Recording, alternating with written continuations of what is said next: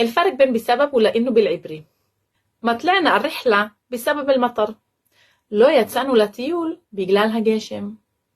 ما طلعنا الرحلة لأنه كان في مطر.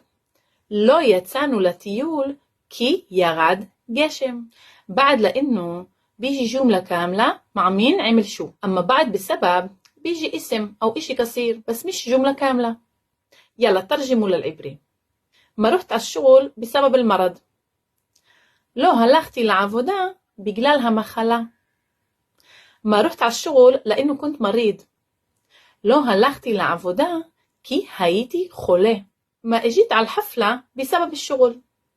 לא הגעתי למסיבה בגלל העבודה. ما اجيت على الحفلة لأنه كنت في الشغل. לא הגעתי למסיבה כי הייתי בעבודה. أنا بحب الحفلات بسبب حبي للرقص. אני אוהבת מסיבות בגלל האהבה שלי לריקודים. أنا بحب الحفلات لأنه بحب أرقص. אני אוהבת מסיבות כי אני אוהבת לרקוד. ليش اتأخرت؟ بسبب تأخير الباصات.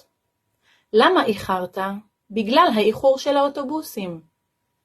ليش اتأخرت؟ لأنه الباصات اتأخرت. لما إخرت؟ כי האוטובוסים איחרו.